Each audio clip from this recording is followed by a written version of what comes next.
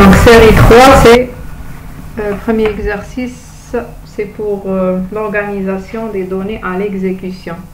Donc on vous donne ici un code sur la partie droite. Essayez de voir la partie droite. Donc il y a le code, c'est un programme en Fortran. On vous demande, donc le Fortran, on a vu en cours, c'est un langage d'organisation statique. C'est-à-dire la mémoire n'est pas organisée en pile, comme en C ou en Algol.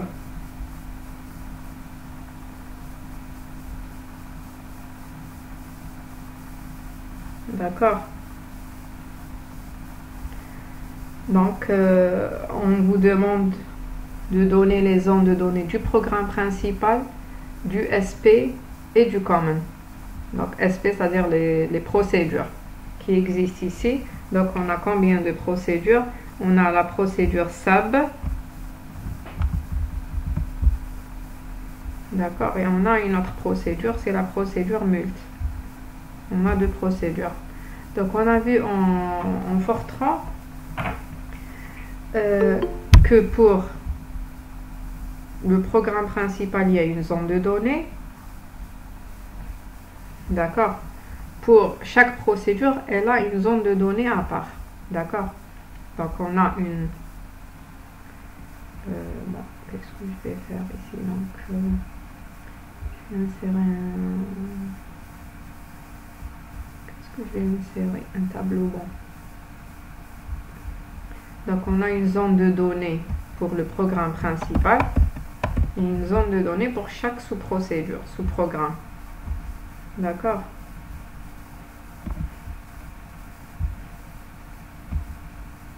Donc, ça, zone de données du programme principal.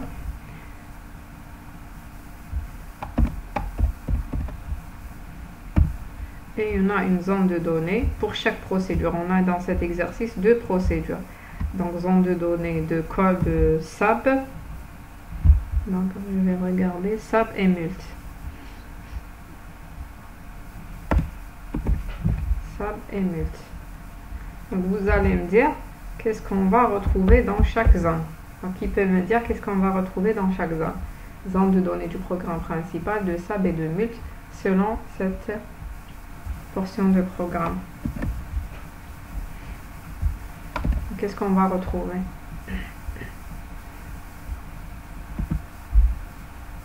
Donc, si je commence par programme principal, SAB et MULT. Donc, regardez, donc ça c'est le programme principal. Donc, jusqu'à end, on a une routine SAB.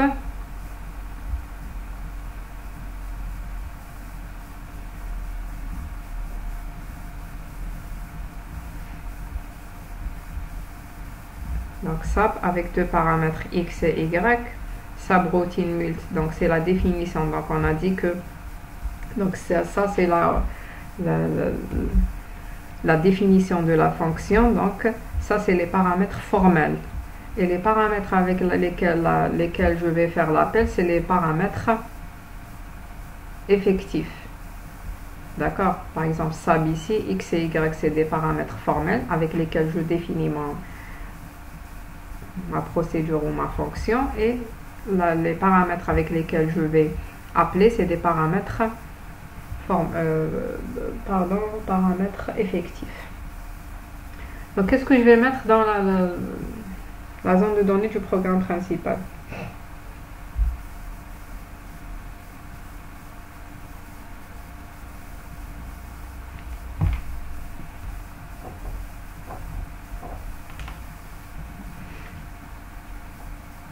Qu'est-ce que je vais retrouver? Je vais retrouver les variables qui sont déclarées dans le programme principal. Dans les zones de données de SAB et de MULT, je vais retrouver les variables qui sont déclarées dans les zones de données, dans la partie de chaque procédure. Qu'est-ce que je vais retrouver ici?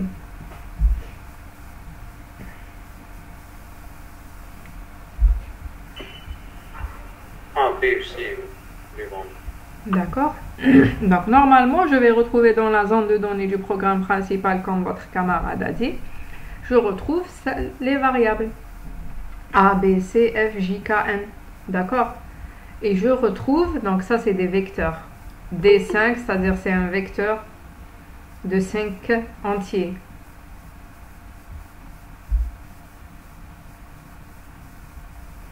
D'accord. Donc ici c'est un autre vecteur de 3. Donc, mais je ne peux pas faire ça justement directement en Fortran. Pourquoi? Parce qu'en Fortran, il y a des zones communes. On peut définir une zone commune. Donc, puisque je peux définir une zone commune, je dois commencer par la zone commune. Par placer, le compilateur va placer d'abord les variables qui sont dans la partie commune. D'accord? Pourquoi? Parce que pour voir le reste, donc les variables qui sont dans la partie commune, après le reste, je vais le mettre dans les autres zones de données.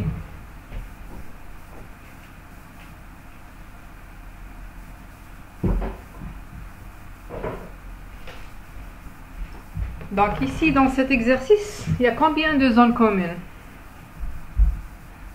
Donc on a dit en cours que les zones communes sont partagées entre le programme principal et les sous-programmes. Vous remarquez que dans le programme principal, il y a commune 1 entre crochets et commune 2 entre crochets. C'est-à-dire quoi? C'est-à-dire il y a deux zones communes. Une qui est partagée entre le programme principal et le sous-programme SAB. Pourquoi je sais que... Donc si on a une seule... Si vous voulez utiliser une seule zone commune en Fortran, vous pouvez ne pas mettre le nom de la zone commune. Donc ici, puisqu'il y a deux, j'ai aussi dit cette remarque en cours, puisqu'il y a deux zones communes, donc je vais mettre commune 1 ou bien un nom. Donc vous pouvez mettre le nom de la zone commune, je ne sais pas, quand C1 ou autre chose, une variable. Donc ça c'est le nom. Donc j'ai mis 1, vous pouvez mettre autre chose. Donc, commune 1 est partagée entre le programme principal et la routine SAP. Et commune 2, elle est partagée entre toujours le programme principal et l'autre procédure, c'est-à-dire mult. D'accord? Donc, qu'est-ce que je vais faire? Dans la partie commune, je vais mettre deux zones communes, commune 1 et commune 2.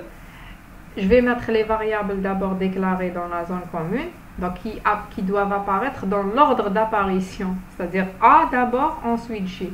A dans la... D'accord?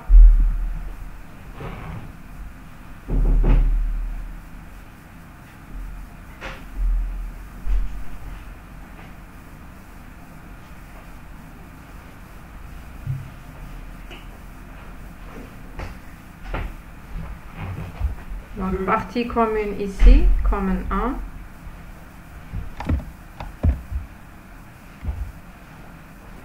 Donc, je vais mettre ici, commune. Juste pour...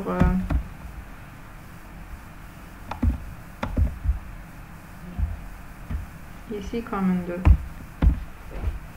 Donc, dans la partie commune, la première partie commune, qu'est-ce que je vais retrouver? Je vais retrouver la variable, une zone partie pour la variable A et une autre partie pour la variable J.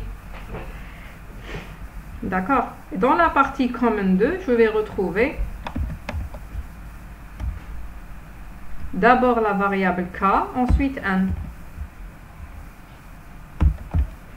D'accord? Après, qu'est-ce que je vais faire?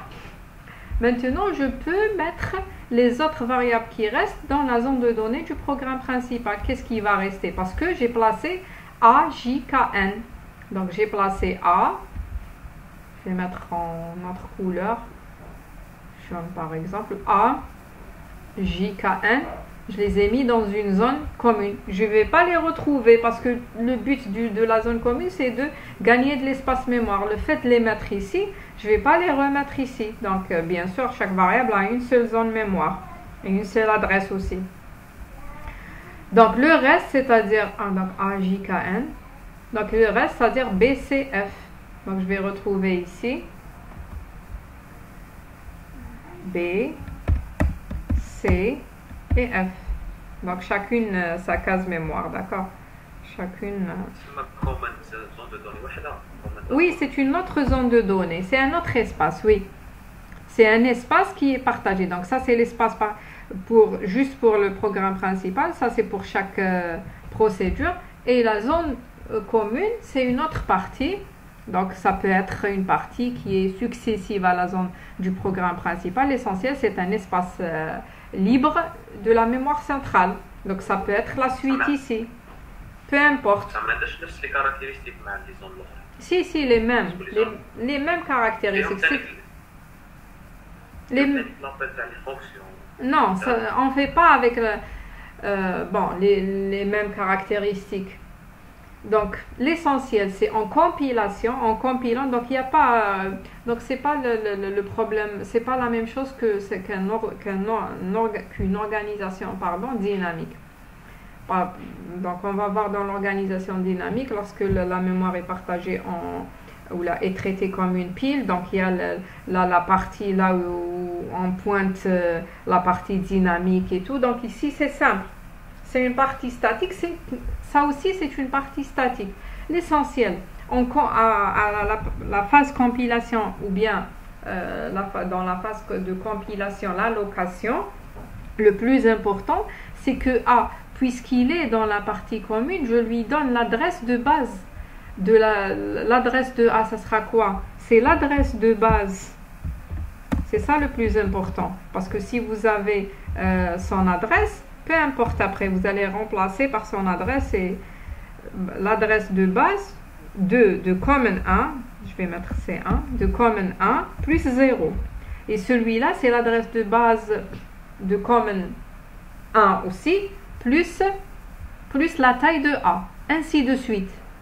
D'accord? Donc j'ai A, donc je vais remplacer dans mon code A par son adresse. Donc lorsque je veux utiliser A, je vais remplacer par son adresse. Mais A ici, il est défini dans le programme principal.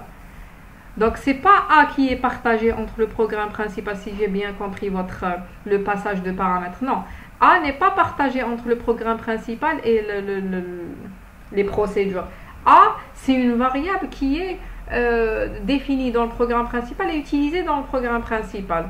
Tandis que, d'accord, mais l'espace est partagé entre les deux.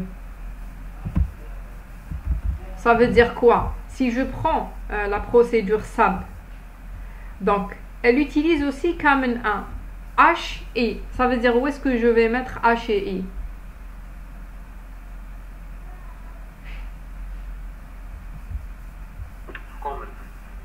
Common 1 ou 2?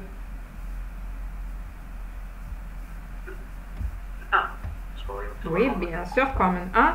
Mais à quel espace? Donc regardez, ici je vais mettre A. Ici je vais retrouver J. Où est-ce que je vais retrouver les autres? C'est-à-dire H et I.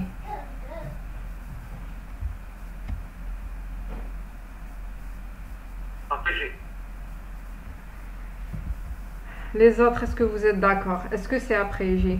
H et I comme ça. Est-ce que je vais retrouver H ici? Après, je vais retrouver I ici. Est-ce que c'est ça le principe de l'instruction quand même?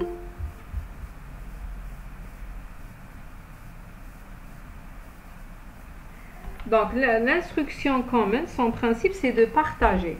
C'est une zone qui est partagée entre les deux.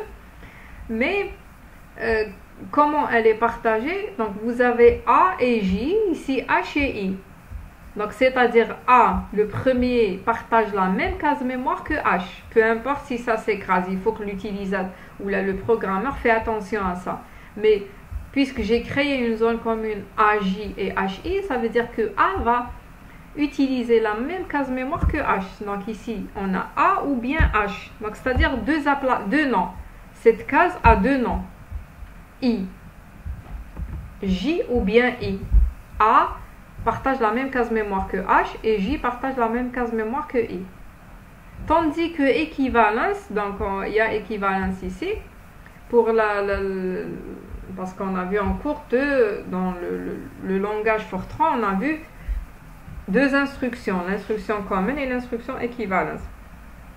Donc common permet de partager une case mémoire entre le programme principal et une routine et une procédure, bien fonction, et équivalence, donc elle permet de partager entre les variables qui apparaissent ici, qui apparaissent dans l'instruction. Par exemple, G et D2 partagent la même case mémoire. Donc ici, c'est ça la différence entre les deux.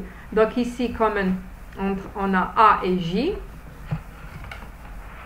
Donc A et J ne partagent pas la même case mémoire, tandis que J et D2 partagent la même case mémoire. D'accord? Donc pour la deuxième case, donc je vais effacer ça, pour le common 2.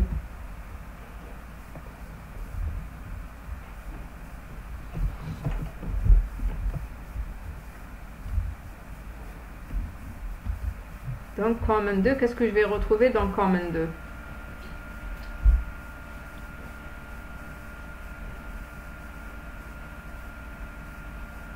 Je vais retrouver K, d'accord? Je vais retrouver la variable K d'abord, ensuite 1, telles qu'elles apparaissent dans le common. C'est-à-dire que K, son adresse, dans la phase allocation, va être remplacée par la zone. Et dans la compilation, je peux savoir la taille exacte de la zone commune. Donc par exemple ici, la taille exacte de la zone commune, c'est 2.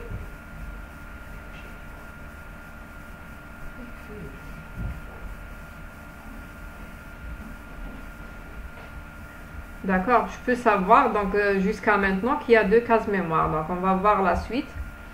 Donc K et N. Après, qu'est-ce que je vais mettre?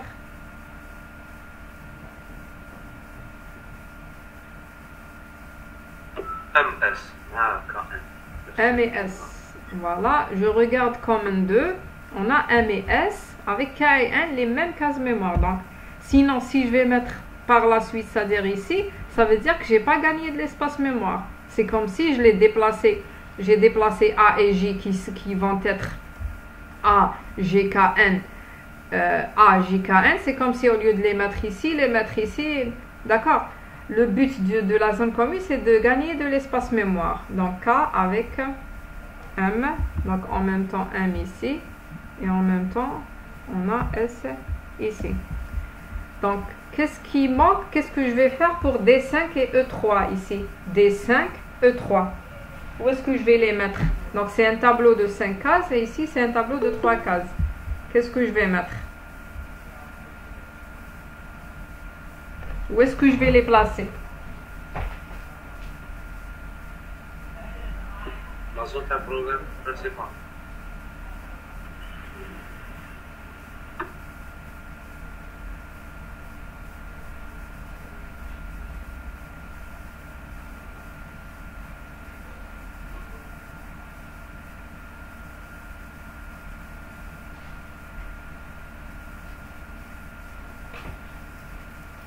Je m'excuse, j'ai pas entendu la réponse. Donc ça, j'ai pas entendu. La zone d'un programme principal. La zone du programme principal, qu'est-ce que je vais mettre? Les deux tableaux. Donc avant de mettre les deux tableaux, qu'est-ce qu'on va mettre? Donc on a traité les variables qui sont dans common. D'accord? Je vais regarder par la suite, avant de placer les autres variables, normalement avant de placer B, C et F, je regarde d'abord les équivalences. D'accord? Équivalence, pourquoi équivalence? Parce que ça se peut que A, ou bien ceux qui sont là, B, C et F, ils sont équivalents à d'autres variables qui sont là. Donc je vais les mettre dans la zone commune. D'accord? Donc je regarde équivalence. Équivalence entre G et D2. D2, ça veut dire la deuxième case du tableau. Donc on a D5, la deuxième case. Donc on a D1, D2, D3, D4, c'est D5. Donc D2 et G sont équivalents.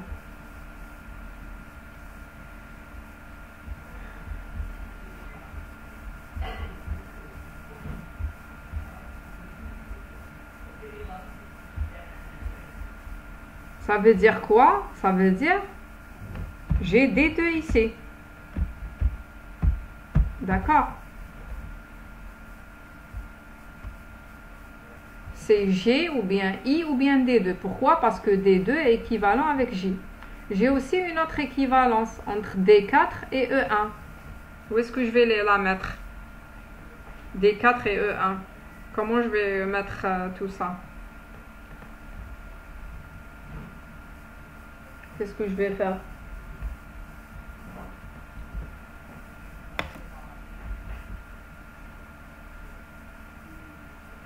Comment je vais faire pour D4 et E1? Une équivalence entre D4 et E1. Ou bien, où est-ce que je vais mettre les éléments du tableau E? Donc, j'ai 3 éléments, E1, E2 et E3.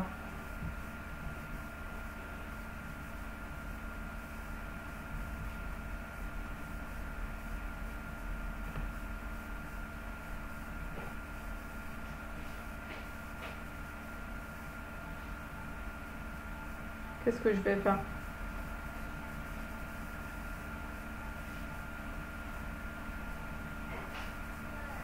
Vous n'avez pas de réponse?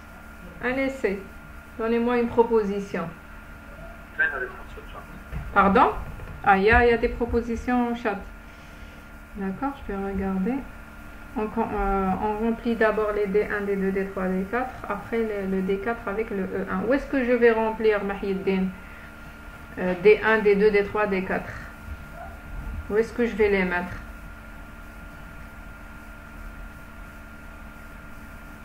Comme un, très bien. Donc, regardez ici parce que d'habitude les étudiants me disent, puisque je vais mettre E1 ici, les éléments du tableau ici, E1, E2 et 3. Ensuite, je vais faire une équivalence entre D4. Donc, puisque D2, il est là, dans la zone commune. Qu'est-ce que ça veut dire? La deuxième case du tableau. Il ne faut pas oublier que les éléments du tableau, je ne peux pas retrouver un élément du tableau ici et un autre élément ici. Il faut qu'il soit dans une zone contiguë. C'est-à-dire, puisque D2 ici, c'est-à-dire que les autres éléments du tableau sont là. D1.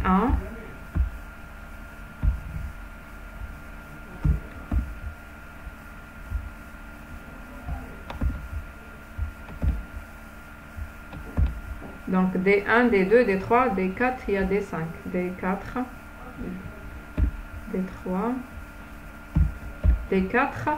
Et je vais rajouter ici une colonne.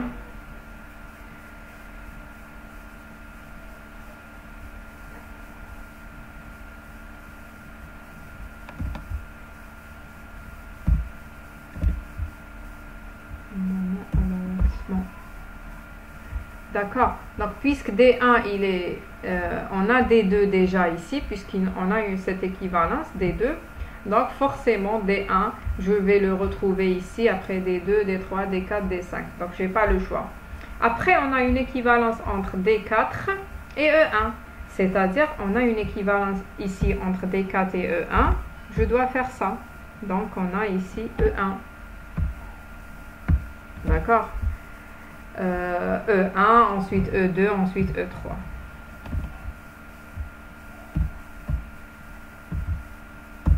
D'accord, donc E2 d'abord, après E3.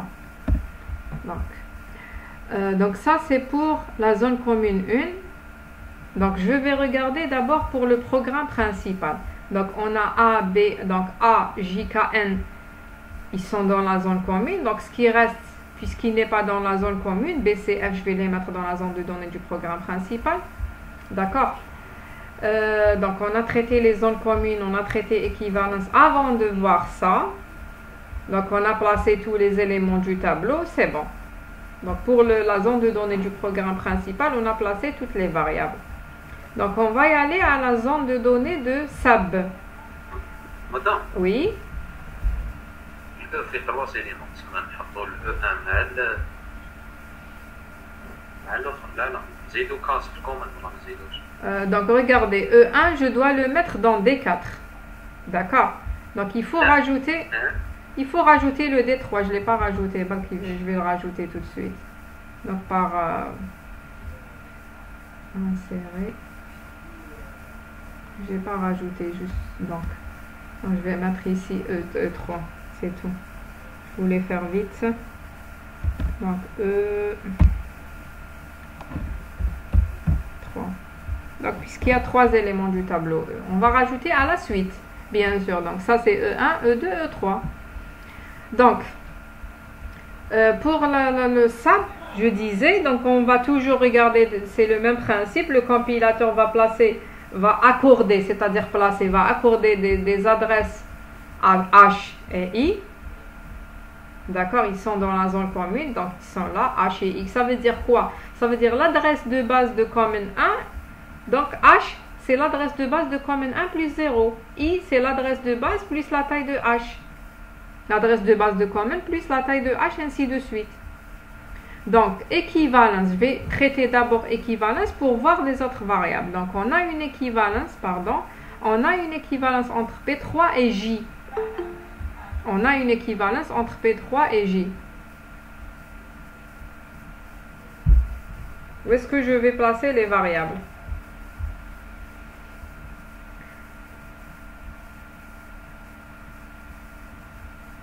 Qu'est-ce que je vais faire ici?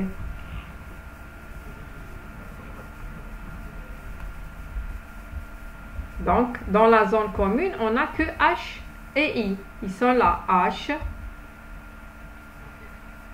et I. C'est des variables, si c'est vrai, ils sont dans la zone commune, mais c'est des variables de la procédure SAB. Après, on a une équivalence entre B3 et J et on a une équivalence entre L1 et B. Est-ce qu'on a une équivalence entre une variable qui est dans la zone commune? Non, il n'y a pas une équivalence entre H et I avec ces variables-là. Donc, où est-ce que je vais placer les variables? Bon, H et I sont dans la zone commune. Il reste B5, L3 et J. Où est-ce que je vais les placer?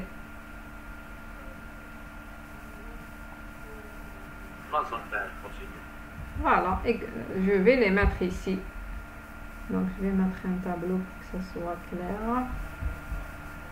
Dans la zone ici, au lieu de mettre ça. Donc, je vais commencer du plus bas, par exemple. D'accord. Donc, je vais mettre d'abord, donc on a, qu'est-ce qu'on a? On a B5, donc je vais mettre B1. Donc, je vais mettre donc B1 jusqu'à, on a combien? B5, oui.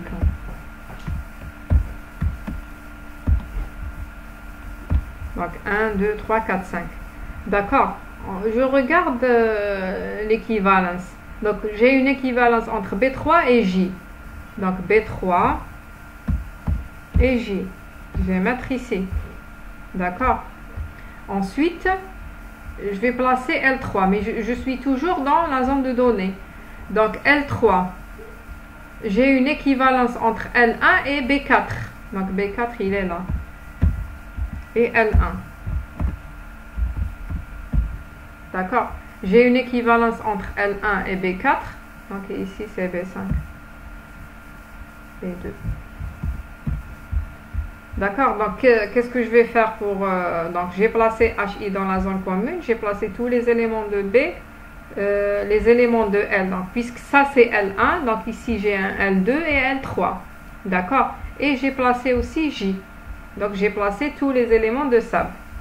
Je vais regarder, ils sont quelque part là. Bon, donc qu'est-ce qui reste pour SAB? Donc il ne faut pas oublier, puisque c'est une fonction, donc il y a toujours... Il ne faut pas oublier, donc ici, il n'y a pas des paramètres. Donc, il y a les paramètres de passage, puisque le programme principal va appeler une procédure. Donc, il y a d'abord les paramètres de retour. Donc, paramètres implicites et paramètres effectifs. Donc, toujours, il y a les variables qui sont déclarées dans la procédure. Après, il y a les paramètres implicites. C'est quoi les paramètres implicites? C'est les paramètres de passage. Donc, et c'est les paramètres aussi de retour. Donc, on ne va pas expliquer, citer tous les paramètres parce qu'il y a l'adresse de retour. Donc, si je vais appeler ça, c'est-à-dire il y a l'adresse de retour ici au programme principal. Il y a l'adresse de la zone de données de ce programme, du programme principal. Donc, il y a plusieurs paramètres. Donc, c'est ce que je vais retrouver dans la zone de données de SAB. Je vais retrouver B1, B2, B3 jusqu'à B5. Il y a une équivalence, regardez, il y a une équivalence entre B3 et J. D'accord? Il y a une équivalence entre L1 et B4. L1 et B4. Donc, tous les éléments de L1 sont successifs ici. Il y a les paramètres implicites. C'est les paramètres de passage et paramètres de retour. On ne va pas citer. Et il y a les paramètres effectifs. Paramètres effectifs, c'est les paramètres avec lesquels je vais appeler ma fonction. C'est la avec quoi j'ai appelé la fonction SAB, c'est les paramètres B et F. Donc, vous pouvez noter comme vous pouvez ne pas noter B et F parce qu'il y a d'autres paramètres. Normalement, c'est B et F. Les paramètres effectifs, c'est les paramètres avec lesquels j'ai appelé ma fonction. D'accord? Donc, ça, c'est pour ça. La même chose pour mult. Donc, mult, je vais placer d'abord les variables dans la zone commune. Donc, il y a M et S, ils sont dans la zone commune 2. D'accord? Qu'est-ce qui va rester ici? Il va rester le tableau T2. Donc, il n'y a pas une équivalence. Donc, T2, on va le retrouver dans la zone ici. Donc, il y a aussi les paramètres implicites et effectifs. Donc, zone de données de mult, on va retrouver quoi? On va retrouver le tableau T1, T2. D'accord? Mult, je vais retrouver T1 et T2. Et je vais retrouver paramètres implicites et paramètres effectifs. Donc, ici, je ne sais pas pourquoi j'ai mentionné X et Y, il n'y a pas. Parce que j'ai déclaré quelque part. Parce qu'il faut déclarer. C'est pourquoi j'ai mis X et Y. Parce que normalement, je déclare X et Y ici. D'accord? Je les déclare à ce niveau-là. Je ne l'ai pas déclaré, mais lorsque vous avez... Donc, c'est des pointillés. Ce n'est pas un programme. Normalement, je déclare X et Y ici. Normalement, d'accord? Mais puisqu'ils ne sont pas là, donc on va mettre donc juste les variables qui sont déclarées. Donc, c'est-à-dire T1, T2, parce que M et S sont dans la partie commune. Et on va mettre paramètres implicites et effectifs. Donc, les paramètres effectifs, c'est les paramètres d'appel de la fonction mult, c'est F et J ici. D'accord? Donc, ça, c'est un... À chaque fois que je vais appeler, c'est-à-dire plusieurs appels.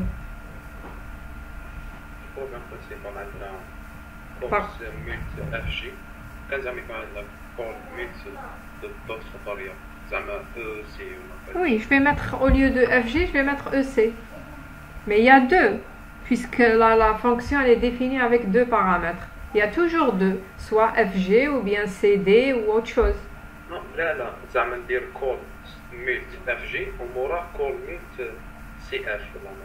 Non, si je vais mettre call mult et call mult, ça veut dire je vais exécuter d'abord ça, ensuite je vais exécuter ça. Autre chose par exemple. Donc dans ce cas-là, il y a toujours deux espaces, soit pour FG ou bien pour CD. La première fois, lorsque je vais faire appel, je vais faire avec les valeurs de F et J et l'espace FG. Et la deuxième fois, c'est avec, parce que FG ici, c'est quoi? C'est pas un espace qui est réservé pour F et J. Parce que F et J, elles ont leur espace dans le programme principal. Regardez, F et J, bon, il est dans la zone commune. D'accord? C'est les variables du programme principal. Donc ici, c'est les paramètres de passage. Ici. L'essentiel... Voilà. L'essentiel. Je sais qu'il y a deux... Non, oui, bon. Il y a les valeurs ici de F et J. C'est des paramètres, oui. C'est des paramètres. Donc l'essentiel, il y a deux cases mémoire. F et J. Donc une autre fois, lorsque je vais faire un autre appel, c'est toujours deux cases. L'essentiel pour moi, c'est le nombre de cases. Parce que le plus important ici, c'est quoi? C'est que est-ce que c'est une organisation statique ou bien dynamique? Donc combien? Parce que le plus important, c'est que notre compilateur va demander au système d'exploitation un nombre de cases mémoire bien spécifique. Donc combien de cases mémoire il va demander? Dans le cas statique, c'est bon, il peut demander la totalité. Donc je peux connaître le nombre de cases mémoire à allouer. Dans le cas dynamique, je ne peux pas connaître. Donc, il va me donner un espace dynamique, c'est-à-dire, bon, il va me donner un espace statique, je peux connaître sa taille, Et à l'exécution, je vais utiliser un espace qui est dynamique. Donc si votre système d'exploitation pourra, lors de l'exécution, pourra vous affecter l'espace nécessaire, c'est bon, votre programme continuera son exécution. Sinon, il va s'arrêter. D'accord? Donc par exemple, si vous avez, je ne sais pas si j'ai parlé des fonctions itératives. Par exemple, pour la fonction factorielle. Donc factorielle, elle appelle, donc factorielle, lorsque vous allez écrire la fonction factorielle, elle appelle elle-même. D'accord? Factorielle, elle peut appeler factorielle plusieurs fois. Donc si le nombre d'appels va dépasser l'espace réservé dans l'espace nécessaire, donc le programme va s'arrêter. D'accord? Si vous prenez un PC qui n'est pas performant et vous allez utiliser factoriel quelque chose, factoriel un très grand nombre, le programme va s'arrêter. Pourquoi? Parce que la partie dynamique, c'est dans la partie dynamique que factoriel va appeler factoriel.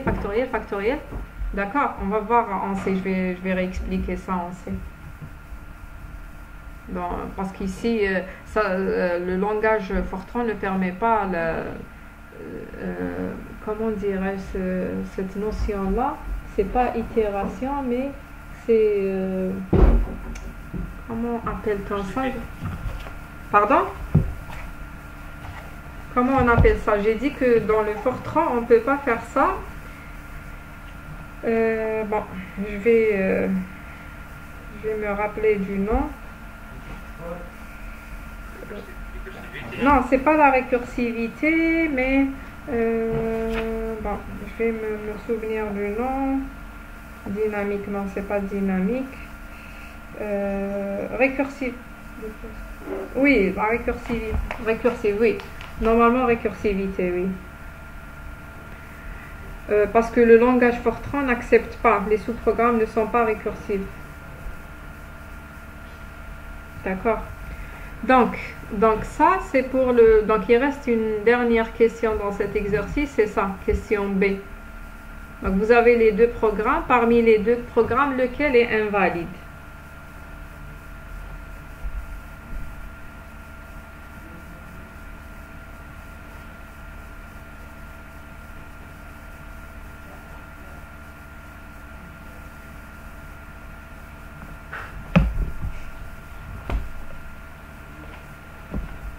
Donc, vous avez le programme 1, programme 2, lequel des deux programmes est invalide?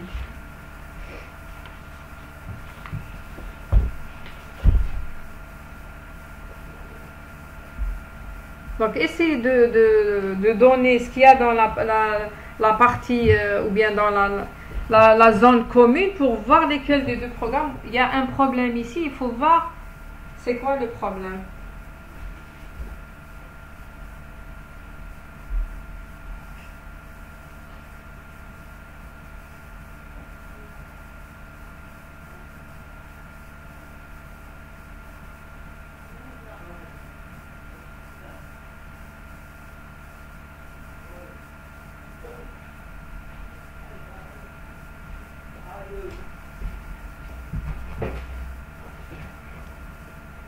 Alors, vous avez programme 1, programme 2, lequel il est invalide. Donc, si je prends le common ici, qu'est-ce qu'on va retrouver dans la zone commune?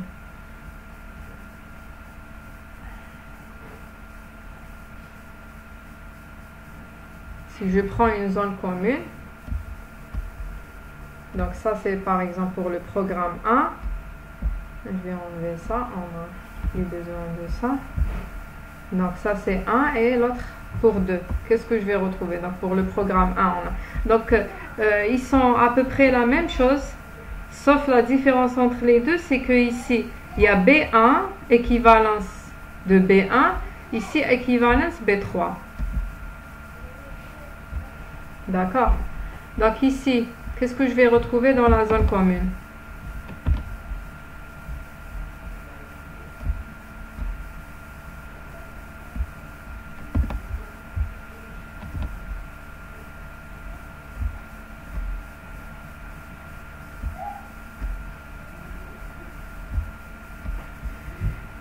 Qu'est-ce que je vais retrouver ici? Donc A, c'est un vecteur. D'accord? C'est un vecteur, donc dimension, c'est pour dire que A, c'est un vecteur de 4. Donc je peux faire une déclaration implicite. D'accord?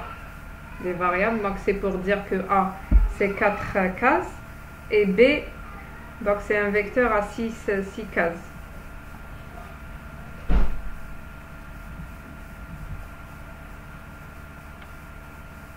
Qu'est-ce que je vais retrouver dans la zone commune?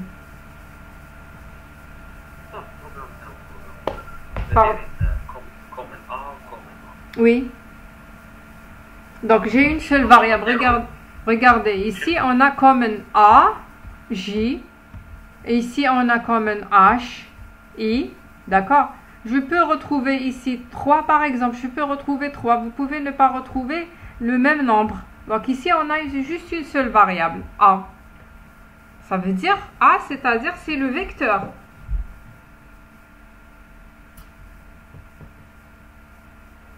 Deuxième invalide. Le deuxième. Oui, puisque le premier vecteur A4. Oui.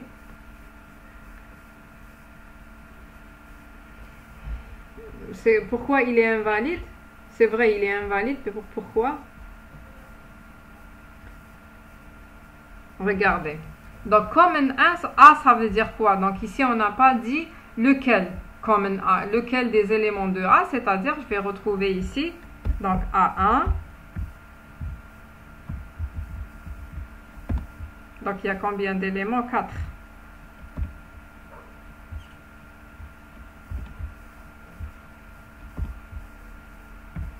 Donc, ici, 4, 3, 2. Donc, la même chose pour le deuxième cas.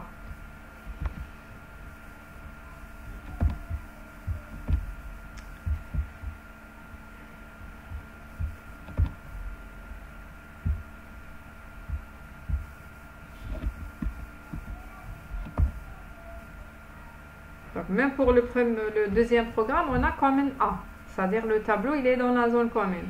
Donc, pour le premier programme, on a une équivalence entre A2 et B1. Donc, A2 et B1. D'accord?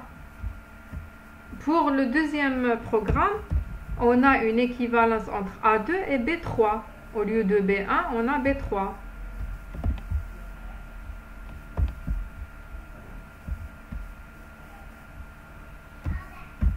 D'accord?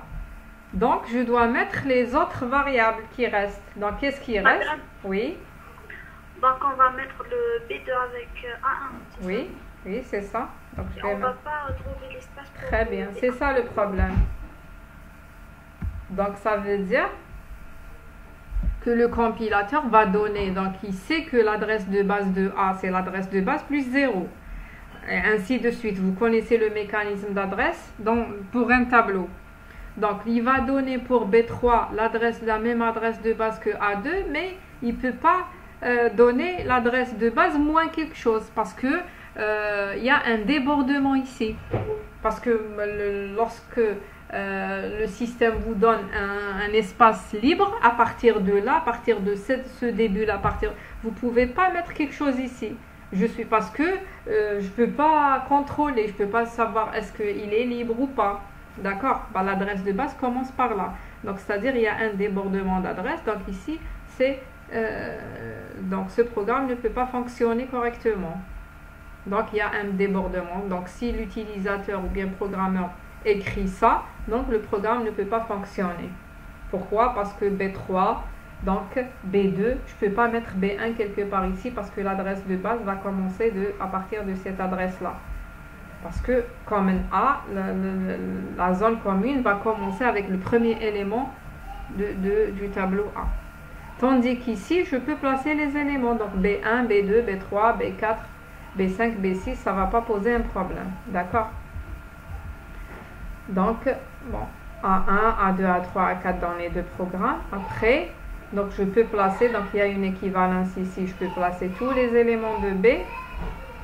Donc ici il y aura un B1 ici, je ne peux pas le placer. Je ne peux pas placer B1 ici, donc il y aura un débordement, donc ce programme n'est pas valide. D'accord? Donc je vais passer rapidement à l'exercice 2. Donc pour l'exercice 2, bon, je n'ai pas donné dans la série un exercice pour le langage Algol parce qu'on a vu un exemple en cours, exemple détaillé avec tête de pile. Pour Algol, mémoire doit être traitée comme une pile. Donc on a un display, c'est-à-dire l'adresse des zones de données auxquelles je peux accéder. D'accord? Essayez de revoir l'exemple qu'on a vu en cours. Et la tête de pile qui va pointer sur la partie dynamique. Donc, qu'est-ce que j'ai donné ici? J'ai donné le programme C. J'ai donné un programme en C. D'accord? Et vous allez me dire, vous allez donner l'état de la mémoire. Donc, programme C, vous savez que la mémoire est traitée comme une pile. Je peux traiter comme une pile. C'est-à-dire que je peux empiler lorsque je vais appeler une procédure par exemple ou bien une fonction, je vais empiler les variables utilisées. À la sortie, je vais dépiler. D'accord? Donc vous avez ce programme là, vous avez le programme int main. D'accord? Vous avez une fonction, donc ici j'ai mis f et j pour ne pas réécrire, f/j, donc parce qu'ils sont déclarés de la même manière, donc vous pouvez écrire deux fois, donc f s. Bon, normalement plus correctement c'est ça, je le définis deux fois. Donc on a soit donc f seulement et j seulement. Donc c'est la même chose, juste pour vous montrer quelque chose dans le programme. Donc f qui utilise s comme paramètre. Ici vous pouvez changer le paramètre si vous voulez, sinon le paramètre s, printf la valeur est s. La même chose ici, donc c'est la fonction f, c'est la fonction j. D'accord? Donc à chaque exécution ici, on va dire qu'est-ce qui va y arriver en mémoire. Donc c'est pas la même chose que le langage qu'on a vu tout à l'heure Fortran. Donc dans le langage Fortran, vous avez par exemple vous avez ces zones de données, la zone de données du programme principal, de la procédure, des zones communes. Donc dès l'exécution jusqu'à la fin, on a toutes ces zones de données qui sont en mémoire. D'accord? Qui sont réservées en mémoire. Tandis que pour l'organisation dynamique, je peux empiler, dépiler, d'accord? L'état de la mémoire change d'une exécution, d'une instruction à une autre. On va voir qu'est-ce qui va changer. Donc, qu'est-ce qu'on a dit pour le langage C? On a dit que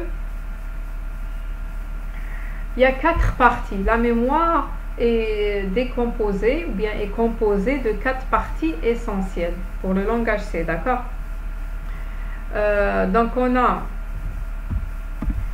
une partie là où on va mettre le code, ce code là bien sûr en code objet, donc c'est-à-dire transformer d'abord soit en code intermédiaire, soit code postfixé, quadruplé, arbre abstrait. Donc le code intermédiaire qui est transformé par la suite, c'est le principe du dernier cours, comment transformer le code intermédiaire en code objet. Donc on va trouver ici le code objet. Donc ça, vous savez le transformer en code intermédiaire et qui va être transformé en code objet. Donc on va retrouver ici le code objet de notre programme. Il y a une partie pour les données permanentes, c'est-à-dire les données globales. Données permanentes, qu'est-ce que vous allez retrouver dans cette partie? Vous allez retrouver les variables qui sont déclarées en dehors de toute fonction. C'est-à-dire les variables qui sont déclarées en dehors des procédures et en dehors de main, de toutes les fonctions, même main. D'accord? On les appelle variables globales. Et il y a aussi dans les données permanentes les variables qui sont précédées par statique. D'accord. Dans la partie, il y a deux autres parties, pile et tas. Donc dans la pile, qu'est-ce qu'on va retrouver? On va retrouver lorsque les appels à la fonction. Si je vais appeler une fonction, je vais empiler la fonction appelée. À la sortie de la fonction, je vais dépiler une partie pour chaque fonction. Qu'est-ce que je vais retrouver dans cette partie? Je vais retrouver les variables déclarées. Par exemple, ici, pour la fonction f, il y a la variable s. Je vais retrouver les variables déclarées dans cette fonction et aussi les paramètres de retour et les valeurs retournées. D'accord? Par exemple, ici, pour main, la valeur retournée, je vais retrouver la valeur retournée. Et pour la fonction ici, je vais retourner la valeur, bon, il n'y a pas une valeur retournée ici, d'accord. Pour le tas, qu'est-ce que je vais retrouver? Je vais retrouver les variables dynamiques. Lorsque je vais déclarer une variable dynamique, je vais la retrouver dans le tas. Donc, pour les variables dynamiques dans le langage C, on utilise des instructions pour utiliser la partie tas. Je vais utiliser quelques instructions, par exemple malloc, il y a alloc, realloc, d'accord. Donc je vais commencer par, bon, on va mettre ici dans le code, on va mettre ce code là donc en code objet. Qu'est-ce que je vais mettre dans les données permanentes, dans la partie données permanentes? Est-ce qu'il y a des variables qui sont définies en dehors de toute procédure, bien de toute fonction? Qu'est-ce que je vais mettre? Est-ce qu'il y a des variables que je vais placer dans les données permanentes?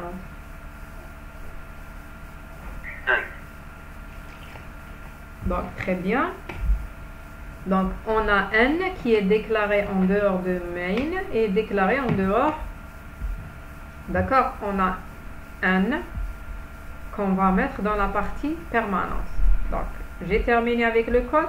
Par données permanentes, il n'y a que n qui est en dehors. Donc, ça, c'est la fonction main. Elle est en dehors de main et en dehors de cette fonction. En dehors des deux fonctions f et j. Donc, je commence par main. J'exécute la fonction main. Qu'est-ce que ça veut dire, j'exécute la fonction main? C'est-à-dire, dans la pile, je vais réserver un espace pour la fonction main et ses paramètres. Ses paramètres et ses variables déclarées, d'accord? Donc, tout ça, c'est la pile. D'accord? Tout ça, c'est la pile, même avec cet espace. Donc, je vais réserver un espace pour main. Donc, qu'est-ce que je vais mettre ici? Je vais mettre les variables. Par exemple, C ou C. Je vais retrouver C ici. Donc, après l'exécution de C, child C, je vais retrouver C. Après, je vais appeler printf. Qu'est-ce qui va y arriver? Si je vais appeler printf. Dans la pile, hein, qu'est-ce qui va y arriver après l'exécution de printf? Donc, c'est une fonction printf.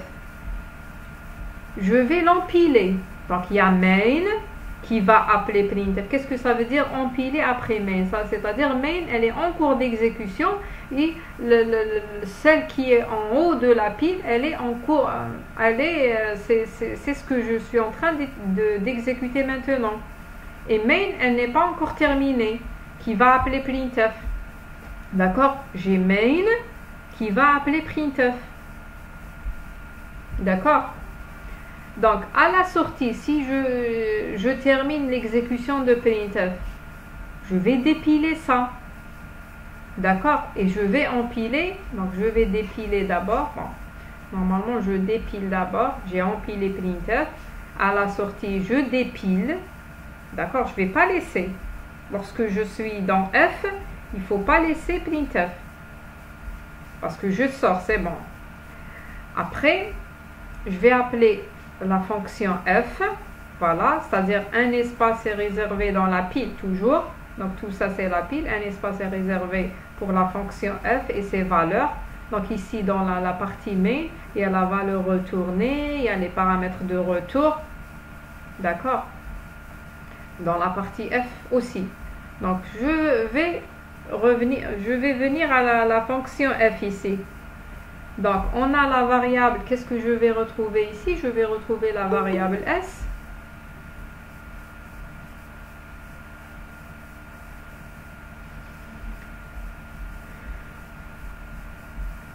Je vais retrouver ici, lorsque je vais appeler f, je viens ici, je vais retrouver la variable s, char s. Je vais retrouver aussi la variable, donc je vais retrouver aussi c. Pourquoi je retrouve c? C'est parce que c'est un paramètre avec lequel j'ai appelé la fonction f. C'est pour ça que je retrouve s, je retrouve c. D'accord, c'est un paramètre effectif avec lequel j'ai appelé ma fonction. Après, qu'est-ce que je vais retrouver après? C'est quoi l'étape suivante qui peut me dire? C'est bon, j'ai mis S ici et aussi C. Voilà, je dois empiler printf. Donc on a un printf après, je dois empiler printf. Donc à la fin, lorsque j'exécute printf et je sors, je vais dépiler printf avec ses paramètres. Donc il y a paramètres de retour. Donc je vais dépiler printf et lorsque je termine printf, c'est la fin aussi de ma fonction f. Donc je dépile printf, après je dépile f et toutes ces variables, c'est-à-dire je libère cet espace réservé pour la fonction f. Donc je libère d'abord l'espace réservé pour printf, donc j'avais ici printf, je libère l'espace réservé pour printf, je suis là. Après je libère l'espace réservé pour f, je reviens à main, parce que après f, et bien sûr dans f ici, il y a l'adresse de retour ici. J'ai sauvegardé dans cet espace l'adresse de retour vers cette adresse-là. Lorsque je termine l'exécution, je reviens ici.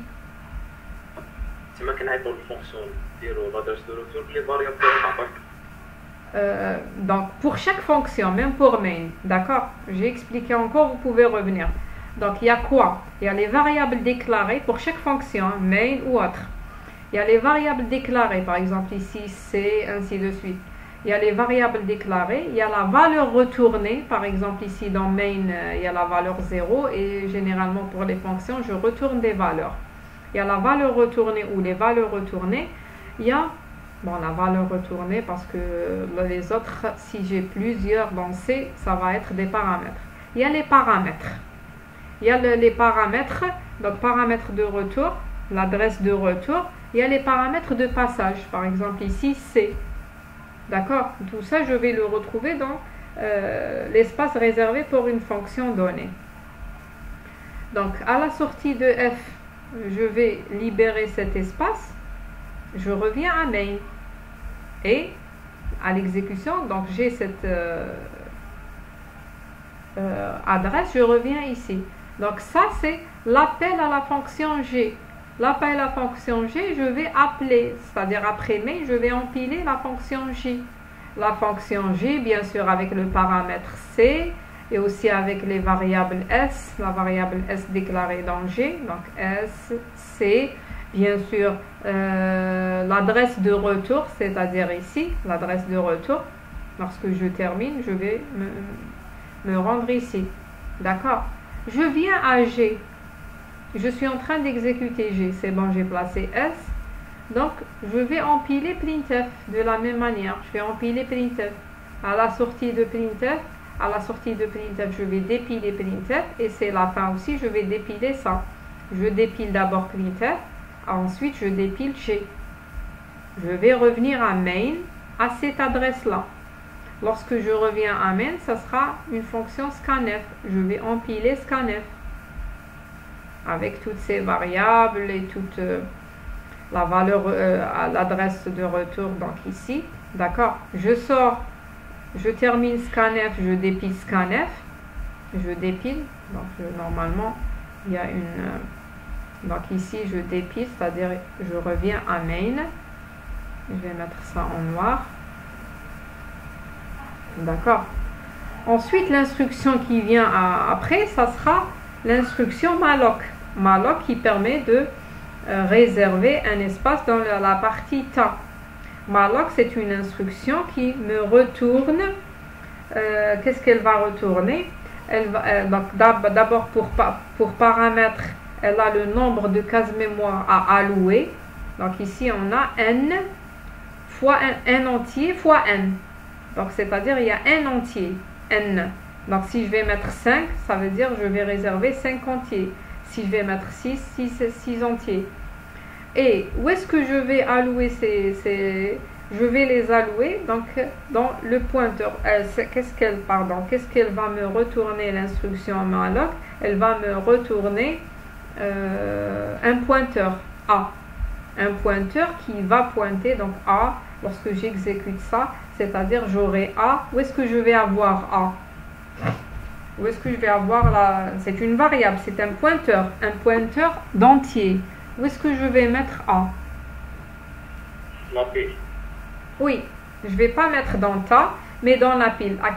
Où est-ce que je vais la mettre? Dans quelle partie?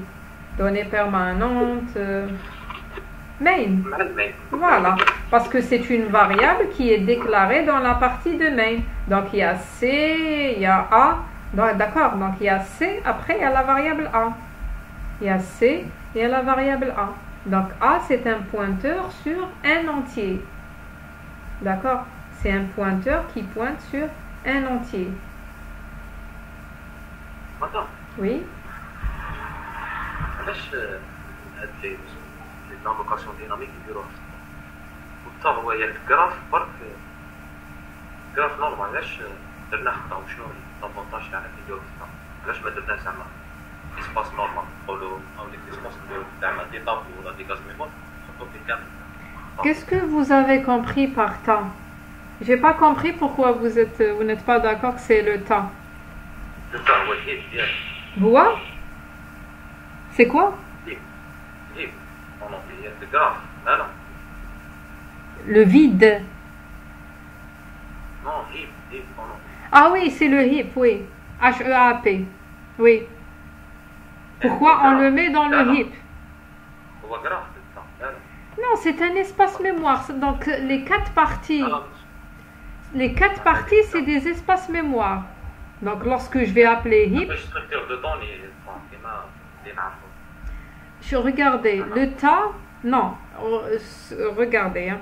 Le code. Donc ces quatre espaces, ces quatre parties, c'est des espaces mémoire. Seulement la pile. Le cas de la pile, je vais empiler et dépiler, empiler selon l'appel aux fonctions. Mais pour le tas, c'est un espace libre, là où je vais... Donc, c'est pas la même chose que la pile. D'accord? C'est un espace que votre système d'exploitation vous donne pour allouer, pour mettre des informations. Et comment vous allez allouer des informations? C'est en utilisant des pointeurs. Même en Java, c'est en utilisant des pointeurs. En C, c'est en utilisant des pointeurs. Je pointe sur cet espace. Parce que ce n'est pas la suite. Ce n'est pas 5000. Par exemple, ici 5001 ou 5004 ou 5000. D'accord? Donc, je pointe. Ça peut être ailleurs en mémoire.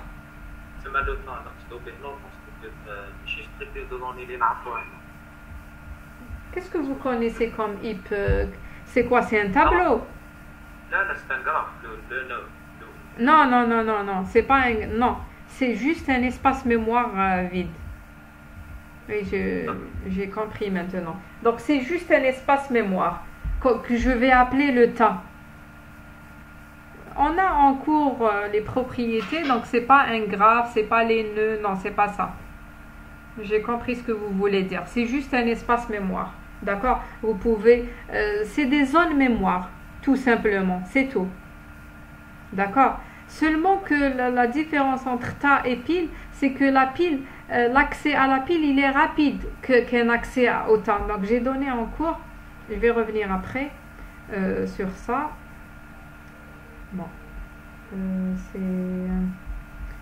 chapitre, c'est quel chapitre? 5, 4, organisation.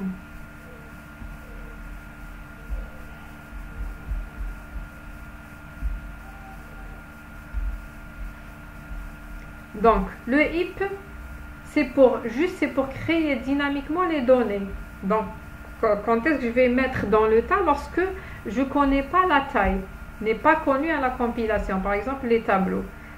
Tandis que pour la pile, c'est un espace mémoire, c'est tout.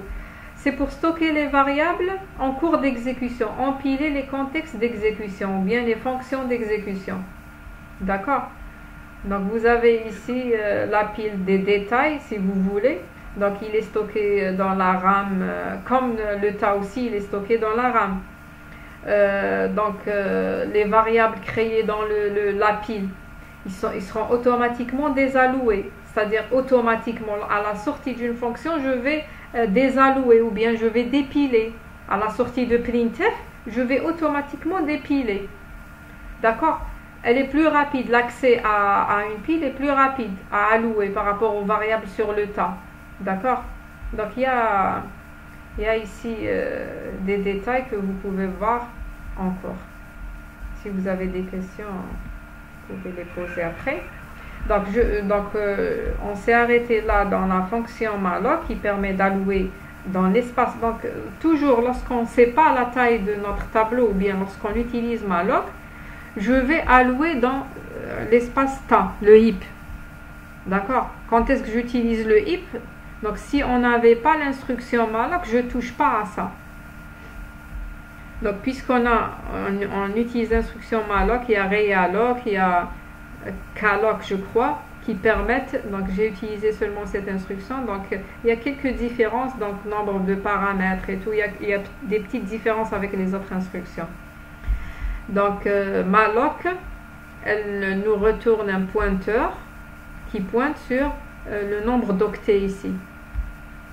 Nombre d'octets c'est n entier, c'est-à-dire n fois 4. Ensuite, je vais exécuter ma fonction for. Après, je vais appeler une fonction free. Donc, free a qui permet de libérer l'espace réservé. Donc, toujours lorsque en C ou bien en Java, lorsque vous utilisez, en Java, en C, lorsque vous utilisez, vous allouez un espace, il ne faut pas oublier de le libérer. Sinon, même à la sortie de ce programme-là, cet espace est perdu. D'accord? Vous ne pouvez pas l'utiliser. C'est-à-dire le système d'exploitation ne pourra pas allouer par la suite. Il faut libérer l'espace. Il ne faut pas oublier de libérer l'espace réservé. Parce qu'ici, vous réservez un espace. Donc je vais appeler la fonction free qui permet de libérer l'espace. Donc, c'est-à-dire je vais réserver dans la pile un espace après le main. Je suis toujours dans la fonction main. Je vais appeler la fonction free. Donc la fonction free avec a. Donc a c'est le pointeur. Je vais retrouver ici a.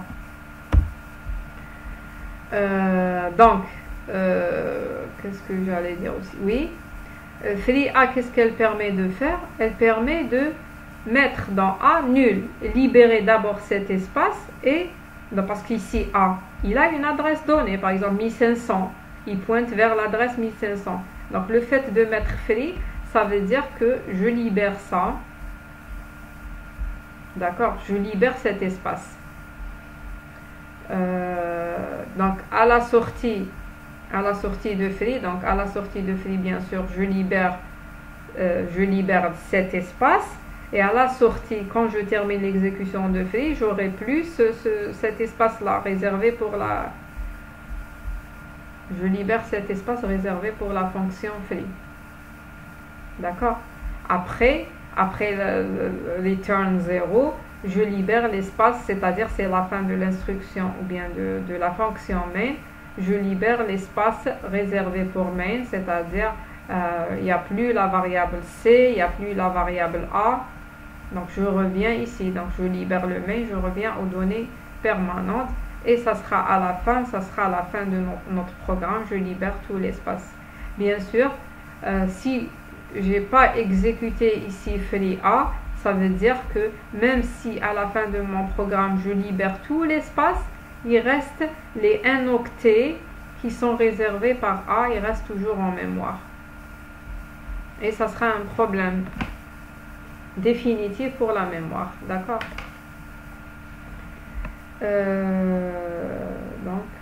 Est-ce que vous avez des questions jusqu'ici?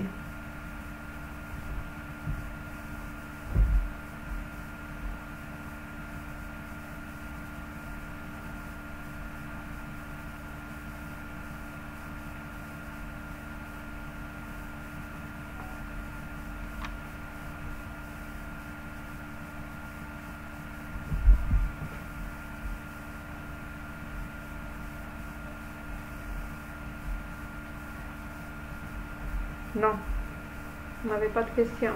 C'est clair, l'organisation.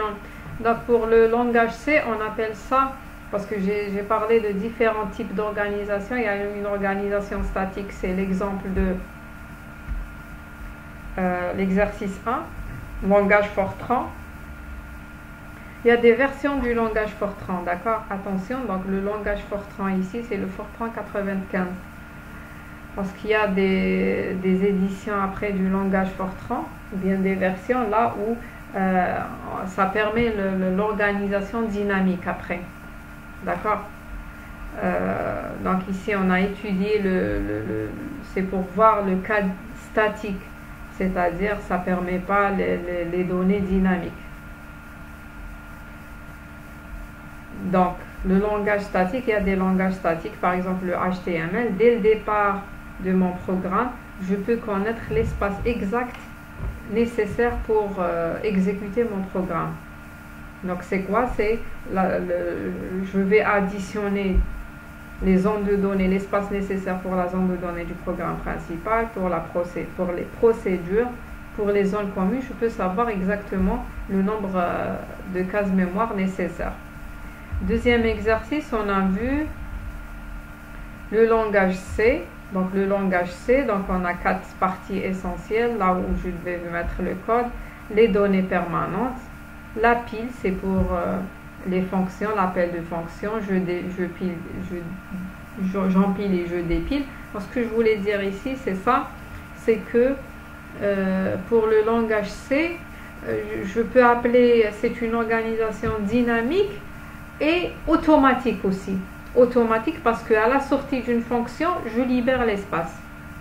D'accord. Tandis que pour le langage Algol, c'est un langage dynamique qu'on a vu en cours, là où il y a le display, tête de pile, la mémoire est aussi traitée comme une pile. Donc toujours lorsque c'est dynamique, je traite la mémoire en pile, tête de pile, d'accord, en pile, c'est-à-dire j'empile et je dépile. Donc c'est une organisation dynamique. Donc ici c'est une organisation pour C, c'est une organisation automatique. D'accord. Je ne sais pas, est-ce que vous avez des questions ou pas?